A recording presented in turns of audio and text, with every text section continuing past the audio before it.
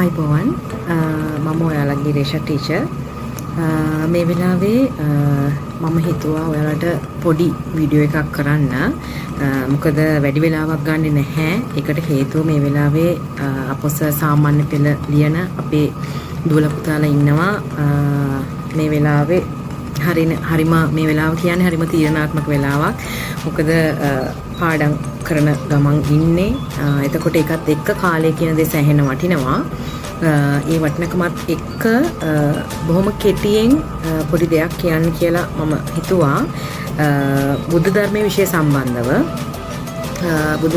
සම්බන්ධව ගත්තොත් අනුමාන ප්‍රශ්න කීපයක් තියෙනවා ඒ ප්‍රශ්න කීපය ඔයාලට කියන්න ඕනි කියලා හිතුණා මොකද සාමාන්‍යයෙන් නම් වෙන්න ඕනේ අපි අනුමාන කියන දේවල් එන්නත් පුළුවන් නොවෙන්නත් පුළුවන් ඒක අපිට හරියටම කියන්න බෑ මේක අනුමාන කිරීමක් නමුත් අපි ලෑස්තිලා යන එක හොඳයිනේ කෝකටත් ඒ නිසා තමයි මම තීරණය කරේ මේ මෙහෙම අනුමාන ප්‍රශ්න ටිකක් තියෙනවා ඒ ටික ඔයාලට කියන්න ඕනි කියලා එතකොට වැඩි කාලයක් ගන්නෙ නැහැ ඒකත් එක්ක පාඩම් කීපයක් තියෙනවා 10 වසර සහ 11 වසර කියන ඒ අවුරුදු දෙක වසරවල් දෙකේම අනුමාන ප්‍රශ්න කීපයක් තියෙනවා. එතකොට මෙතන ගත්තොත්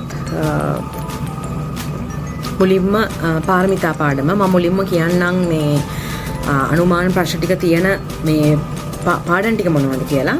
එතකොට පළවෙනි එක තමයි පාරමිතා පාඩම. එතකොට පාරමිතා පාඩම දසපාරමිතා පාඩම.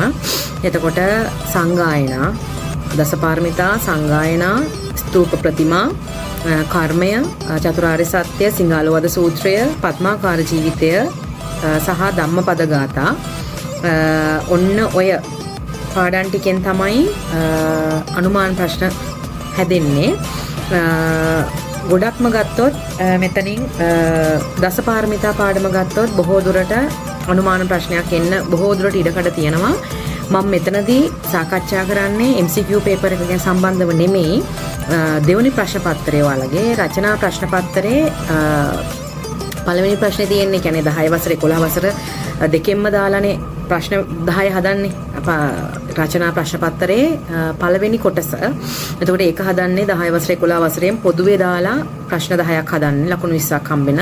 එතකොට ඒ ප්‍රශ්නේ ඇරෙන්න ඊට පස්සේ අපිට තියෙනවා ඊතුරු ප්‍රශ්න වලින් ඊතුරු රචනා ප්‍රශ්න දීලා තිනවා. ඒ වගේ අපි 4ක් ලියන්න ඕනි.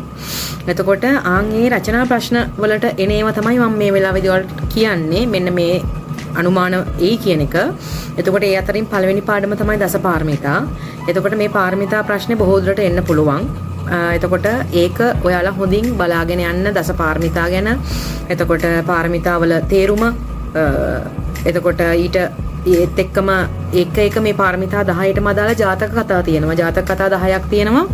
එතකොට අන්නේ ජාතක කතා මොනවද කියලා ඒක හොඳට බලාගෙන යන්න. දසපාරමිතා අනිවාර්යෙන් රචනා ප්‍රශ්නයක් එන්න බොහෝ දුර ඉඩකඩ තියෙනවා. අනිත් එක තමයි සංගායනා. සංගායනා පාඩම ගත්තොත් සංගායනා තියෙන සංගායනා වලින් බොහෝ දුරට ඔයාලගේ 2025 දී එන්න තියෙන සංගායනා දෙක තමයි 4 වෙනි සංගායනාව සහ 3 වෙනි සංගායනාව. ස්තූප ප්‍රතිමා ප්‍රශ්නය අහන්න පුළුවන්.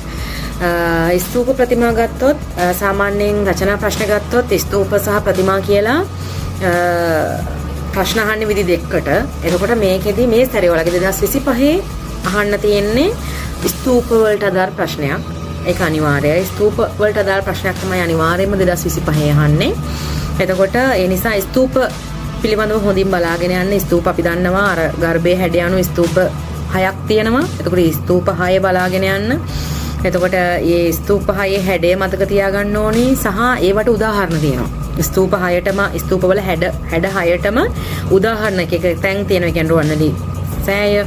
එතකොට කතරගම කිරිවෙහෙර අන්න එහෙම අර එක හැඩවලට එක් ගර්භයේ එක හැඩවලට එක උදාහරණ තියෙනවා. එතකොට ඒ උදාහරණ ටික බලාගෙන යන්න. ඒ වගේම ස්තූපයක් ඇඳලා කොටස් නම් කරන්න එන්න බොහෝ දුරට ඉඩකඩ තියෙනවා. එතකොට ඒක බලාගෙන යන්න. ඒ කියන්නේ ස්තූප ප්‍රශ්නේ. ඒ කියන්නේ ප්‍රතිමා නෙමෙයි බොහෝ දුරට ඔයාලගේ 2025 එන්න ඉඩකඩ තියෙන්නේ ස්තූප. එතකොට ඒ ස්තූප ප්‍රශ්න බලාගෙන යන්න. ස්තූප පාඩම් බලාගෙන යන්න. අනිත් එක තමයි කර්මය. කර්මයෙන් බොහෝ දුරට ඉඩකඩක් තියෙනවා. කර්මය පාඩමෙන් ඒ කියන්නේ කර්මයෙන් ගොඩ අපි දන්නවනේ කර්මය අර විපාක දෙන කාලය අනුව එතකොට කාර්යය අනුව එහෙම අපි ප්‍රභේද වලට කර්මයේ බෙදලා තියෙන මේ පාඩමේ. එතකොට අන්නේ ප්‍රභේද අතුරින් අර බොහෝ දුරට අර විපාක දෙන කාලය අනුව අන්න එහෙම ඒ හතර මොනවද විපාක දෙන කාලය අනුව කර්මයේ කොටස් මොනවද හරිද එතකොට ඒ විදිහට කර්මයේ පාඩමෙන් බොහෝ දුරට රචනා ප්‍රශ්නයක් අහන්න ඉඩ තියෙනවා එතකොට කර්මයේ පාඩම බලා ගන්න ඊට අමතරව චතුරාර්ය සත්‍ය පාඩම චතුරාර්ය සත්‍ය පාඩමනොත් චතුරාර්ය සත්‍ය කියලා කියන්නේ මොකක්ද එතකොට චතුරාර්ය සත්‍යයේ හතර මොනවද ඒ වගේ තේරුම් මොනවද ඒ විදිහට චතුරාර්ය සත්‍ය පාඩම බලාගෙන යන්න බොහෝ දුරට ඉඩකඩ තියෙනවා මේ පාඩමෙන් එන්න ඊට අමතරව සිංහාලෝවාද සූත්‍රය. සිංහාලෝවාද සූත්‍රයනොත් බොහෝ දුරට ඉඩකඩ තියෙනවා මේ සැරේ 2025 අහන්න. සිංහාලෝවාද සූත්‍රය. එතකොට සිංහාලෝවාද සූත්‍රයේදී පැති කීපයක් කිව්වා. දිසා ටික මතක තියාගන්න ඕනේ. මේ දිසා වලට අදාළව අපි කිව්වේ කවුද? ඉන්න කට්ටිය මතක තියාගන්න ඕනේ දිසා වලට අදාළව. එතකොට ඒක මතක තියාගන්න. ඒ ටික පාඩම් කරගන්න ඕනේ යුතුයකම්.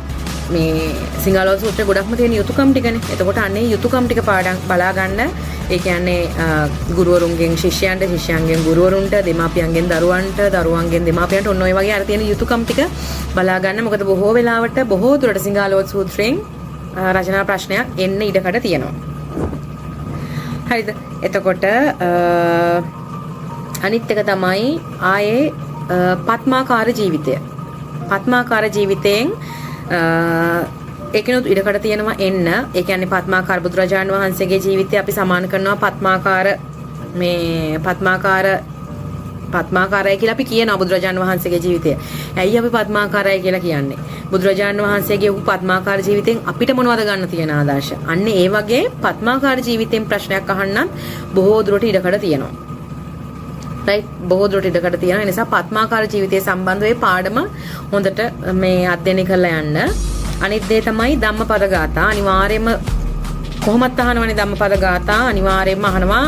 එතකොට මේ ධම්මපද ගාථාවල තියෙනවා අනුමාන ගාථා තුනක්. එකක් තමයි සූකරාණී බොහෝ දුරට ඉඩකඩක් තියෙනවා එන්න. ඊට අමතරව උට්ටානවතෝ සතිමතෝ එන්නත් පුළුවන්. අත්තනාව කතම් පාපං ඒ ගාතාවත් එන්න පුළුවන්. බොහෝ දුරට මෙන්න මේ ගාථා තුන අතර තමයි ඔක දෝලණය වෙන්නේ. එතකොට මෙන්න මේ ගාථා තුන සූකරාණී, උට්ටානවතෝ, අත්තනාව. ඔන්න ඔය ගාථා තුන හොඳට කඩපාඩම් කරගෙන ඒකේ තේරුමත් මතක තියාගෙන යන්න. ඔන්න ඔය කියපු පාඩම් ටික තමයි බොහෝ දුරට අනුමාන විදිහට එන්න ඉඩකඩ තියෙන්නේ. පාරමිතා පාඩම, සංගායනා, ස්තූප ප්‍රතිමාවල ස්තූප, කර්මය, චතුරාර්ය සත්‍ය, සිංහාලෝවාද සූත්‍රය, පත්මාකාර ජීවිතය සහ ධම්මපද ගාථා. ওই ටික තමයි බොහෝ දුරට එන්න ඉඩකඩ තියෙන්නේ. ඊට අමතරව අපි දන්නවා රචනා ප්‍රශ්න පත්‍රයේ කෙටි සටහන් ලියන්න අවසාන ප්‍රශ්න විදියට එනවා. කෙටි සටහන් ලියන්න. එතකොට මෙන්න මේ කෙටි සටහන් වලට එන්න පුළුවන් මාතෘකා හතරක් තියෙනවා. එක අනගාരിക ධර්මපාලතුමා අනිවාර්යෙන් එන්න ඉඩකඩ තියෙන දෙයක් අනගාരിക ධර්මපාලතුමා. ඊට පස්සේ සඳකඩ පහන, සතරාගති, වටදාගය. ඔන්න ඔය හතර බොහෝ දුරට එන්න ඉඩකඩ තියෙනවා. කෙටි සටහන් ලියන ප්‍රශ්නෙට. එතකොට මම මේ බොහොම කෙටියෙන් කිව්වේ බොහොම කෙටියෙන් මොකද කාලය වටිනවා. එතකොට මේ ටික නෝට් කරගෙන මේ පාඩම් ටික නෝට් කරගෙන ඔයාලා මේ ටික හොඳට බලාගෙන යන්න. එතකොට දන්න කට්ටිය ඉන්නවා නම් මේ සැරේ 2025 වසරේ අපෝස සාමාන්‍ය පෙළ විභාගය ලියන දරුවෝ ඉන්නවා නම් මේක දකින්න කෙනෙක් ඉන්නවා නම් මේ පාඩම් ටික මේ වීඩියෝ එක ෂෙයා කරලා දැනුවත් කරන්න. එතකොට මේ පාඩම් ටික බලාගෙන යන්න හොඳින් බලාගෙන යන්න. අපි දන්නවා අපිට 10 වසරේ පාඩම් 20 සෑහෙන ප්‍රමාණයක් තියෙනවා. 11 වසරේත් තියෙනවා. එතකොට ඒ පාඩම් ටිකෙන් මෙන්න මේ පාඩම් පොඩි පාඩම් ප්‍රමාණයෙන් තමයි අපි අනුමාන හදලා තියෙන එන්න පුළුවන් කියලා. එතකොට වැඩි අවධානයක් මෙන්න මේ පාඩම් ටිකට යොමු කරන්න. ඉතින් මේ වෙලාවේ මම සියලුම දරුවන්ට රටේ ඉන්න සවුදා 17 වෙනිදා පටන් ගන්න අපොස සාමාන්‍ය පෙළ විභාගයෙන් විශිෂ්ට සාමාර්ථයක් විශිෂ්ට ප්‍රතිඵලයක් ලබා ගන්න ලැබෙන්න කියලා හදවතින්ම ප්‍රාර්ථනා කරනවා සහ හැමෝටම සුබ පතනවා සහ ආශිර්වාද කරනවා. හැමෝටම ජයෙන් ජයම වෙන්න ප්‍රාර්ථනා කරනවා.